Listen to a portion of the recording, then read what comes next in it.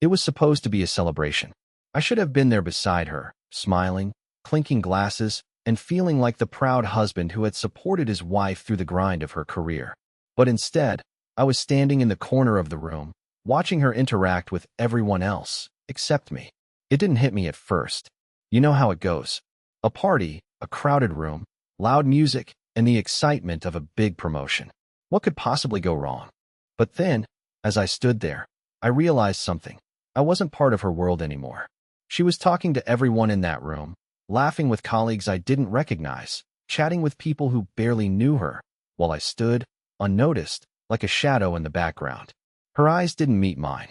Her smile was for everyone else, but not for me. And that's when I felt it, deep in my gut. Something was different. I wasn't even angry. I was just confused. My name's Ryan Pierce, and I'd never thought I'd be the kind of guy to feel invisible. I wasn't exactly a wallflower. I wasn't the type of guy who liked to make a scene or demand attention, but I wasn't the type of person who would just fade into the background either. I wasn't used to being treated like this, not by her, not by anyone. Yet here I was, a ghost at my wife's promotion party. I could hear her laughing from across the room. I could see her leaning in toward some stranger, her hand gently touching their arm as she spoke. I had been married to her for 5 years, and never, not once, had I ever seen her act this way before. There was a subtle shift in the way she was behaving, but it was enough to make me feel like I was in the wrong place. I didn't want to make a scene. I didn't want to be that guy, the insecure husband who makes everything about himself. So, I tried to brush it off. I grabbed a drink, and I told myself I was just being paranoid. After all, she'd worked so hard for this promotion. She was the center of attention tonight. Maybe I was just overthinking things. But deep down, I couldn't shake the feeling that something had changed, something deeper than just her success. An hour passed, then 2. I kept my distance, trying to smile, trying to keep up the pretense that everything was fine. But with every passing minute, the knot in my stomach tightened. I hadn't seen her in at least half an hour. I sent her a quick text. "Hey, everything okay? I'm just here if you need me." The text was simple, but it went unanswered. At first, I thought maybe she hadn't seen it, so I waited. Nothing. My fingers hovered over the screen, but I couldn't bring myself to send another one. I didn't want to seem desperate, but there was something about her silence that gnawed at me. By the time the night began to wind down, I couldn't ignore the reality any longer. She was nowhere to be found. I looked around, hoping to catch a glimpse of her, but all I saw were strangers, chatting away in their little circles. My mind raced. Where had she gone? I tried calling her phone, but it went straight to voicemail. I wasn't angry anymore. I was just confused, disappointed. I finally decided to leave. I told myself I'd just wait for her at home, and maybe we'd talk about it later. I gathered my things, hoping for a quiet exit. But as I walked past the open door, I caught a glimpse of her in the hallway. She was standing with one of her coworkers, someone I didn't know, but their closeness felt all too familiar. She was laughing at something he'd said, her hand resting on his shoulder. Her head tilted back, that familiar sparkle in her eye, the one that I used to see when she was happy. But this time, it wasn't directed at me. That was the moment I understood. It wasn't just that she was ignoring me. It wasn't that she was too caught up in her success. It was that I was no longer her priority. I had slipped from being her partner, her equal, to just another bystander in her life. And the worst part? I hadn't even seen it happening. I wanted to confront her right there, to ask her what was going on, why she'd left me out of her world. But I didn't.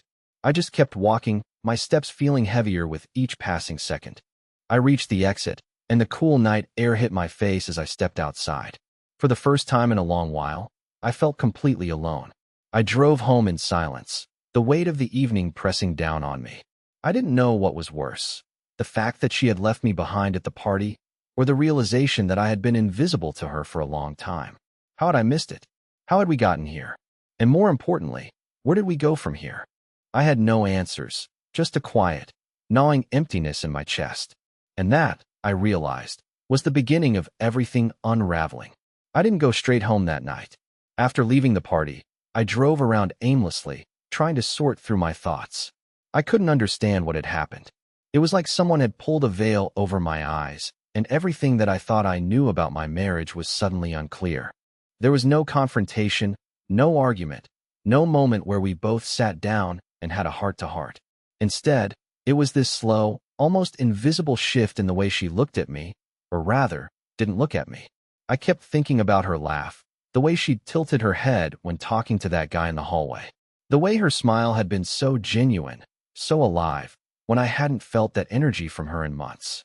I thought back to all the late nights when I was left sitting on the couch alone, scrolling through my phone while she worked on her career. And yet, I had been okay with it. I had told myself it was just a phase. It was her time to shine. I could wait. But waiting had turned into something else entirely. It felt like I was standing in a room, waiting for someone to notice me, but no one ever did.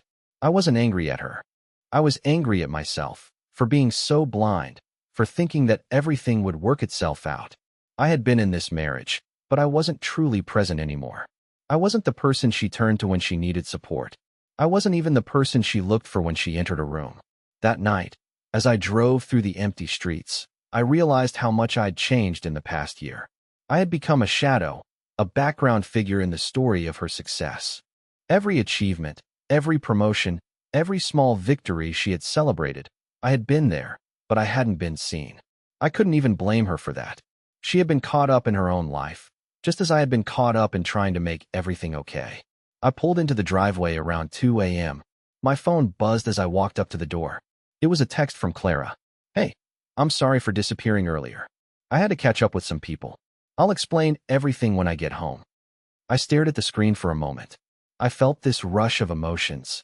Anger, confusion, a strange kind of sadness. I didn't respond right away. What was there to say?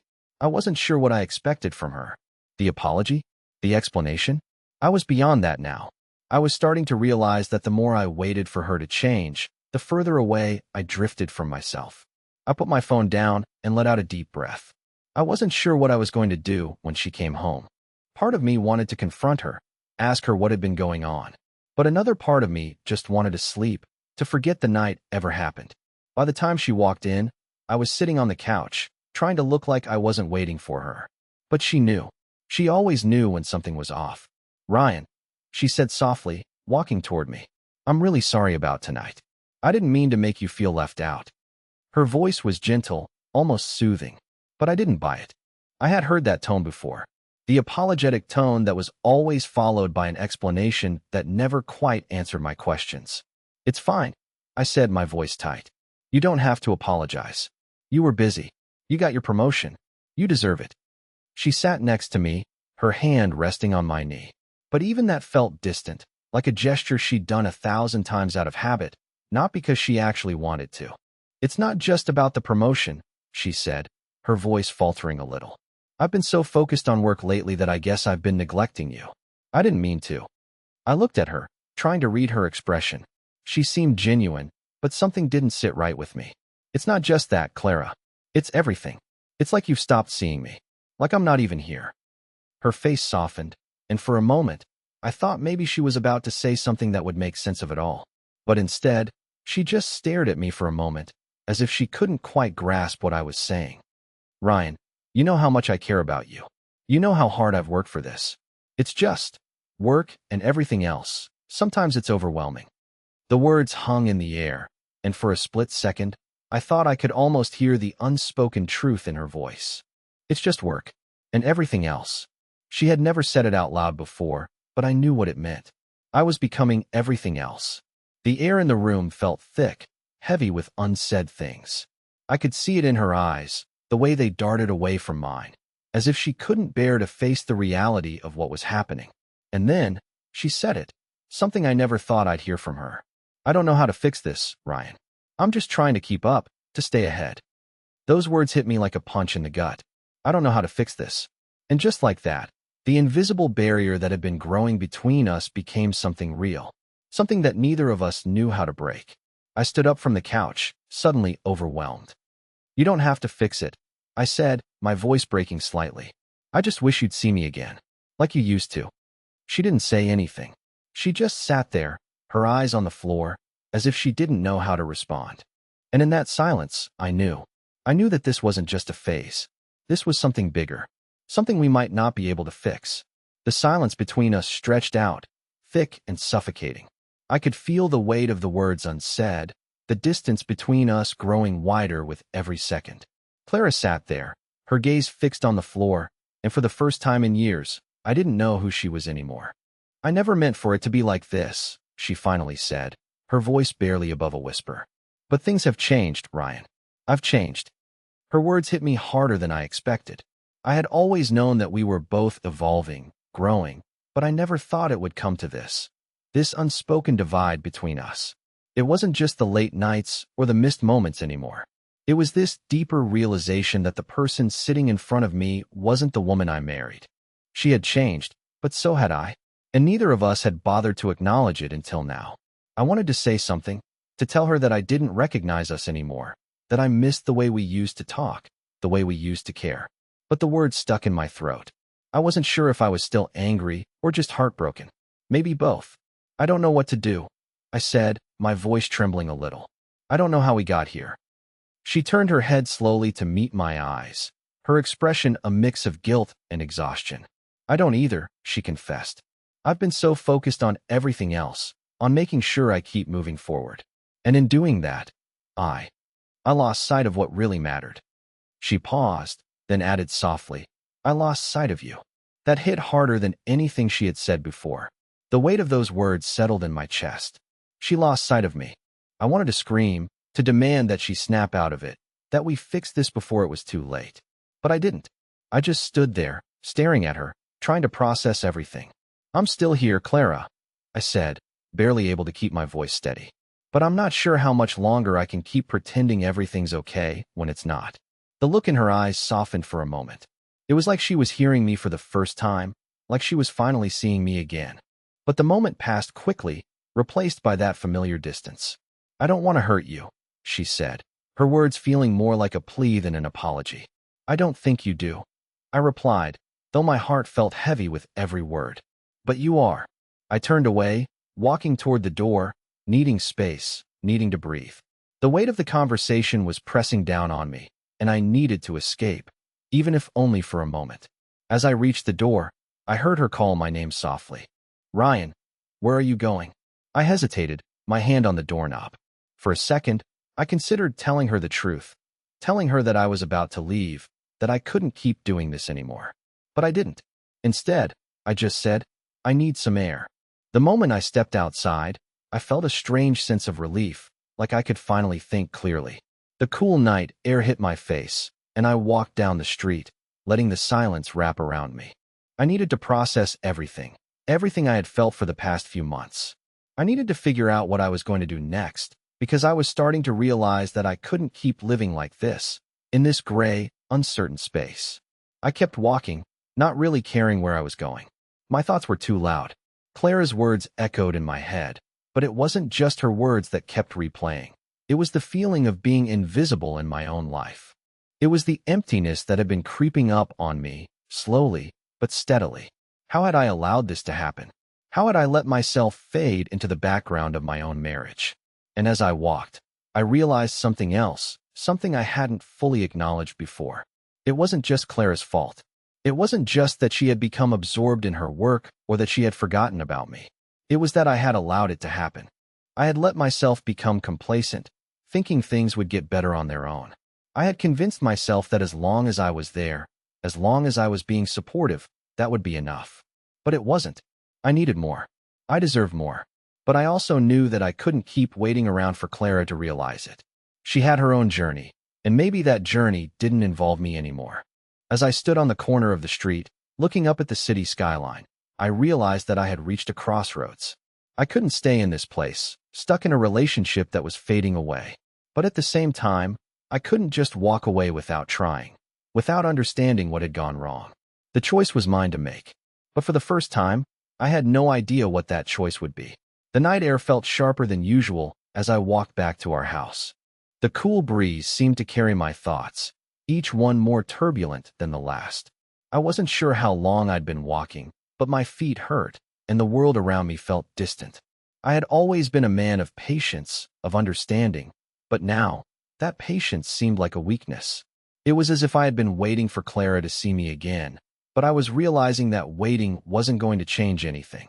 When I finally got back to the house, I found Clara sitting on the couch, her face illuminated by the glow of the television. She had clearly been waiting for me, though she didn't say anything as I walked in. She didn't even look up. "Clara," I said, my voice cracking slightly. "I can't keep doing this." She didn't respond right away. Her eyes remained fixed on the screen, her lips pursed. It was as if she were trying to pretend that everything was normal, trying to avoid the conversation we both knew we needed to have. "I don't want to fight," she said softly, finally breaking the silence. "I just don't know what to say anymore." Her words stung more than I expected. It was like a confession wrapped in defeat. I had been holding on to the hope that somehow we could salvage this, but her words made it clear that she had already given up. I stepped closer, standing in front of her. "This isn't about fighting. It's about being here, being seen. I haven't felt like you even know I exist for months." She shifted on the couch, her eyes glancing at me before looking away again. "I don't know how we got here, Ryan. I really don't. But I'm not the person I was when we first met. And I don't think you are either." That was the first time she said it aloud. The truth that had been hanging in the air, unspoken, for so long. We had both changed. And maybe the worst part was that neither of us seemed to know how to move forward from it. "I don't know who we are anymore," I said quietly, sitting down beside her. "I don't know if I'm still the man you want in your life." Her silence was deafening. And as I sat there, beside her, the realization hit me. We had grown into strangers. What had once been an effortless partnership had become a relationship built on assumptions and expectations. There was no more ease, no more trust. "I still love you, Ryan," she whispered, her voice barely audible. "But love isn't always enough, is it?" That question hung in the air like a shadow. Love. It seemed so simple when we first started out, but now it felt like an abstract concept, something that had been stretched too thin, too far from what it once was. I nodded, not trusting my voice. "I think we both know the answer to that, Clara." She stood up suddenly, her hands wringing nervously in front of her. "I don't want to hurt you, but I think we need to face the fact that maybe we're not meant to be together anymore." Those words hit harder than anything she'd said before. They weren't just a statement. They were an ultimatum. She was right, though. In my heart, I already knew. But hearing it out loud, coming from her, felt like a door slamming shut in front of me. I felt the weight of her words sink into my chest. It wasn't anger anymore. It was this hollow emptiness, this sense of defeat. We had tried so hard to hold on to something that no longer existed. And the hardest part was realizing that neither of us knew how to stop pretending. I think you're right," I finally said, the words heavy as they left my lips. "Maybe we are just holding on to something that doesn't work anymore." Clara didn't say anything. She just stood there, her shoulders slumped, her expression distant. I wanted to reach out to her, to hold her like I used to tell her that it wasn't too late. But I couldn't. Something inside me told me that it was too late, that we had already gone too far. I stood up slowly, feeling the weight of the conversation settling in my bones. "I need some time," I said, my voice almost a whisper. "I need to figure out where I go from here." And just like that, the distance between us grew wider. The space between us filled with all the things we had never said, all the things we had kept hidden from each other. As I walked toward the door, I glanced back at Clara, but she didn't look at me. She was lost in her thoughts, perhaps as lost as I felt. For the first time, I didn't know what came next. But I was sure of one thing. This wasn't just a bump in the road. This was the end of something. And I wasn't sure if we could ever come back from it. The next morning, the air in the house felt colder. I woke up earlier than usual, the silence pressing in around me. Clara was already gone. She had left for work, as she always did, but there was something different about it this time. She didn't leave me a note, didn't send me a text saying, "I'll be home late." Nothing. It was like we were already strangers, and the morning routine no longer held any meaning. I walked into the kitchen, the familiar scent of coffee filling the space, but it didn't feel comforting. The kitchen table sat in front of me, empty. Where we used to sit, share our morning conversations, it was now just a reminder of how distant we had become. I made my coffee, but it tasted bitter in my mouth. For the first time in months, I didn't want to go to work. I didn't want to face the world outside, pretending that everything was fine. I felt like I was carrying a weight I couldn't shake off. As I sat there, staring at the untouched coffee cup in front of me, I thought about how much had changed in such a short time. It wasn't just Clara, it was me too. The man I had been before, the one who could stand by her side through anything, was slipping away. I went to work, though. I went through the motions, nodding at people, answering emails, pretending like my life hadn't just shattered in front of me. But inside, I was unraveling. The thought of what Clara had said the night before, the way she admitted that maybe we weren't meant to be together anymore, it echoed in my mind. It wasn't just that she had said it, it was that I had agreed with her. The day dragged on, each minute heavier than the last. But there was one thing I couldn't stop thinking about, the conversation we hadn't had. We hadn't spoken about the future, about what happened next. She had left for work without a word, without any indication that she had truly understood the weight of what had just occurred. By the time I got home, I was already exhausted. But there was a part of me that knew I couldn't avoid it any longer. We needed to talk, really talk, about where we stood. It wasn't going to be easy, but it had to happen. When I opened the door, I was met with silence. Clara's things were scattered around, just like they always were. But it felt different now, like I was standing in someone else's house, not the home I had built with her. I could hear her in the shower, the sound of water running, but it didn't feel like the same rhythm we had once shared. I felt like an intruder in my own life. I sat down on the couch, waiting for her to finish. The minutes ticked by slowly, each one dragging out longer than the last. My mind was racing, but there was nothing concrete I could hold on to. I had no answers, no plan. When she finally came out of the bathroom, she looked at me for a moment, her hair damp, her eyes tired. There was no apology this time, no excuse. Just the same silence that had been hanging between us for days. "I think we need to talk," I said, my voice more firm than I felt. She sat down across from me, not looking at me directly. She stared at the floor, fidgeting with her hands. "About what?" she asked, her voice barely above a whisper. "About everything," I wanted to say. But instead, I just said, "About us. About what happens now." Her eyes finally met mine, and I could see the conflict in them. She was tired, too, but she wasn't ready to give up yet. I could tell she was still holding on to something, but I didn't know what. Maybe she didn't either. "Ryan," she started, her voice shaking a little, "I don't know if I can give you what you need anymore." Those words cut deeper than anything else. It wasn't just about the love we shared. It was about the loss of trust, of closeness, of everything that had once been easy. I felt the walls closing in around me, the reality of our situation sinking in. I had spent so much time hoping things would go back to the way they were, but now, I couldn't deny it anymore. We were two people who had drifted too far apart, two people who didn't know how to find their way back.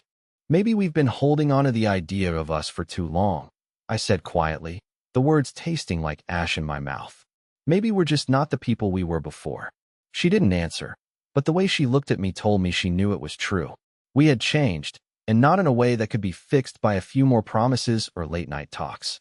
"I don't know if I can keep doing this," I whispered, and for the first time in a long time, I felt like I was telling the truth.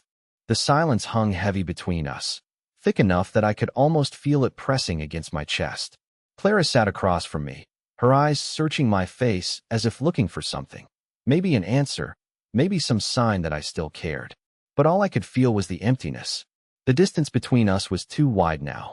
It had been building for months, maybe even longer, and there was no denying it anymore. "I think we're just lost," I said, my voice quieter than I intended. "We don't know how to be with each other anymore. Not like we used to." Clara didn't speak right away, but I saw the tension in her shoulders, the way she clenched her fists. "I don't want to let go of us, Ryan," she said softly, almost pleading. "But I don't know how to fix it." It wasn't just the words she was saying, it was the way she said them. There was no urgency, no fire in her voice. It was like she had already accepted that we were at the end of the road, and all that was left was the act of saying goodbye. I hated that. I hated that we were already here. "I don't know if there's anything left to fix," I replied, my voice thick with frustration. "Maybe we've run out of chances. Maybe we've just been pretending all this time." The look in her eyes shifted then, something softening in her gaze. "I don't want to give up on us," she repeated, but this time it sounded more like a question than a statement. I stared at her, feeling the weight of everything we had built together. The years, the memories, all of it felt like it was slipping away in that moment. How did we get here?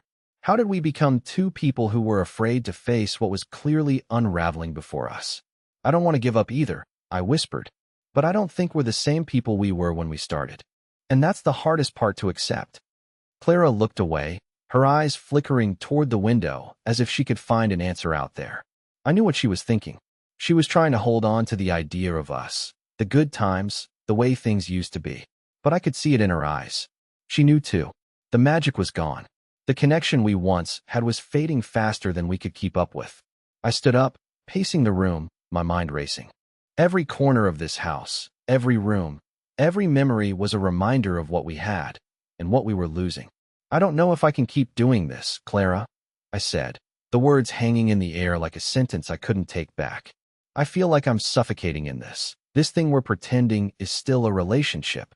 She stood up too, slowly, her face pale. Then what do we do? If we can't fix this, then what? The question was so simple, yet so impossible to answer. I didn't know what we were supposed to do. The thought of walking away from everything we had built, everything I had fought for, felt like a betrayal. But staying in a relationship that was no longer fulfilling, no longer healthy, felt even worse. I don't have the answer, Clara, I said, my voice barely above a whisper. But I think we need to face the truth. The truth was staring us both in the face, but neither of us was ready to acknowledge it completely. We were two people who had outgrown each other, and that was the hardest pill to swallow. Clara reached out then, her hand trembling slightly. I don't want to lose you, she said, her voice breaking. I could feel the tears welling up in my own eyes, but I held them back. I didn't want to cry. I didn't want to show her the pain I was feeling, because I knew we were already at the edge. There was no coming back from this. Maybe it's not about losing each other, I said, my throat tight. Maybe it's about letting go, so we can both find what we really need. She nodded slowly, her lips trembling, but she didn't say anything. The air between us felt heavy with the unspoken words we couldn't bring ourselves to say. I knew, deep down, that we were already making our decision. It wasn't about whether we loved each other anymore. It was about whether we could love each other in the way we needed. And right now, neither of us could. For the first time in a long while, I felt like I was finally facing the truth. It was painful, it was heartbreaking, but it was the only way forward. I took a deep breath, my chest aching with the weight of the moment. I think it's time for both of us to let go. The words lingered in the air, and Clara didn't argue. She didn't say anything at all. We both knew this was it. The end. The final chapter of a story that had started so full of promise, only to be torn apart by time, distance, and unspoken truths. We were at the breaking point, and there was no going back. The days after the conversation were the hardest. Clara and I moved around each other like strangers in our own home. There was no fighting, no anger, just an overwhelming silence that felt heavier with each passing moment.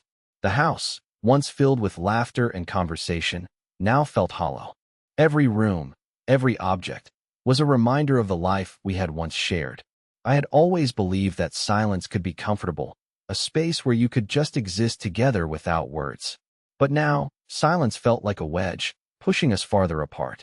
I spent my days lost in my thoughts, trying to figure out what had gone wrong, where we had lost ourselves. But nothing made sense. It was as if we were two puzzle pieces that no longer fit together. Then, one evening, as I sat on the couch, the weight of everything finally hit me. I couldn't keep avoiding it. I couldn't keep pretending that we were fine when we weren't. Clara had been distant for days, and I knew it was time to have the conversation that we had been avoiding. I found her in the kitchen, her back turned to me as she chopped vegetables. It was a simple, everyday scene, but it felt so out of place. The woman I had married, the woman I had shared everything with, seemed like a stranger now. Clara, I said, my voice trembling a little. She paused, her knife still in the air. Without turning around, she quietly replied, "What is it, Ryan? I think we need to talk," I said, my throat tightening. It wasn't a request. It wasn't a suggestion. It was a necessity. The words had to be said, even if I didn't know where they would lead us. She slowly turned around, her eyes meeting mine. There was no anger, no resentment. Just the tiredness of two people who had given everything, only to find that it wasn't enough. "About what?" she asked. "About this," I said, gesturing to the empty space between us. "About us. About where we go from here." Clara's shoulders sagged as she let out a long breath. "I don't know if I can do this anymore, Ryan," she said quietly. Her voice wasn't breaking, but there was a heaviness to it that I couldn't ignore. "I don't know if I can keep pretending that everything's okay when it's not. The words landed like a punch to the stomach. She had been saying the same thing, in different ways, for days. But hearing it out loud, in this final, quiet moment, made it real. It was over. I walked toward her, standing just a few feet away. The silence between us seemed to stretch forever. I don't know if I can either, I admitted, my voice barely above a whisper. I keep hoping that something will change, but it hasn't, and I don't think it will. She nodded, her eyes filled with an understanding that I wasn't ready to face. I've tried, Ryan. I really have. But I don't think I can keep holding on to something that doesn't work anymore. For either of us. I stood there, the weight of her words crushing me. It wasn't just that she was letting go. It was that I was too. There was nothing left for us to salvage.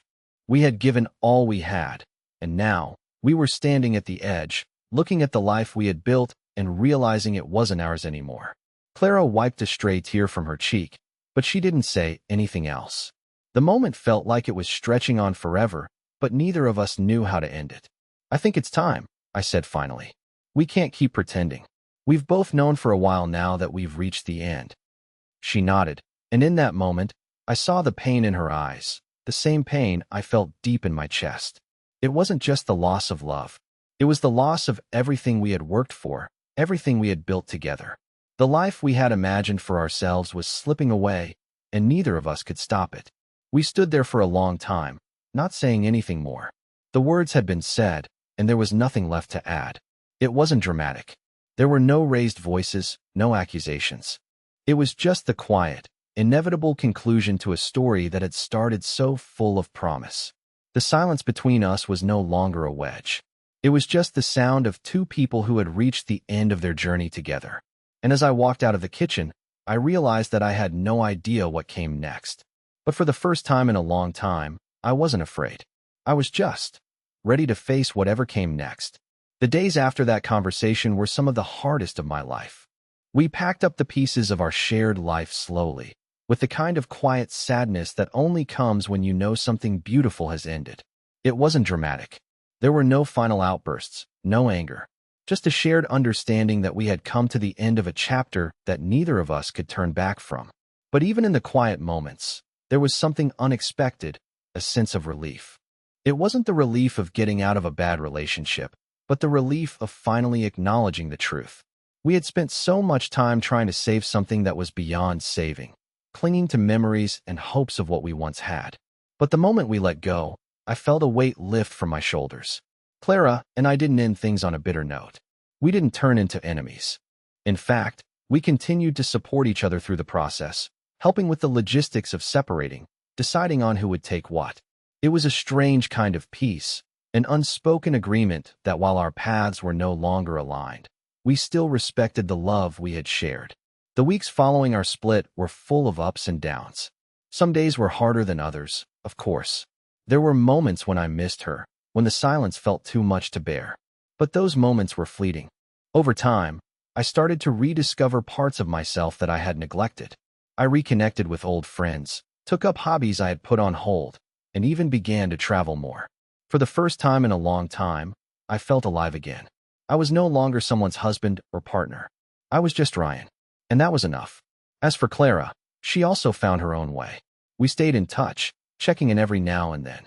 She was finding herself again too, diving deeper into her work and passions, taking the time she had neglected for herself during the years we spent together. It was clear that she was thriving, and for the first time in a long while, I felt genuinely happy for her. One day, a few months after the breakup, Clara reached out. She suggested we meet for coffee, just to catch up. I agreed, and when we sat across from each other, there was no tension. There was no awkwardness. Just two people who had shared something important in their lives, but had grown in separate ways. "I'm glad we did this," she said, her smile sincere. "I think we both needed this.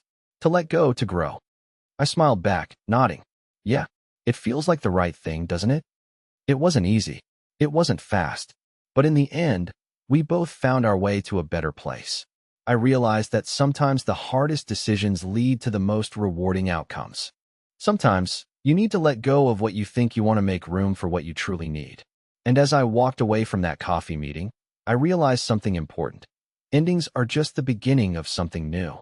I was no longer tied to the past. I was free to create a future that was my own. It wasn't perfect. It wasn't what I had imagined. But it was mine. And for the first time in a long time, that was all I needed.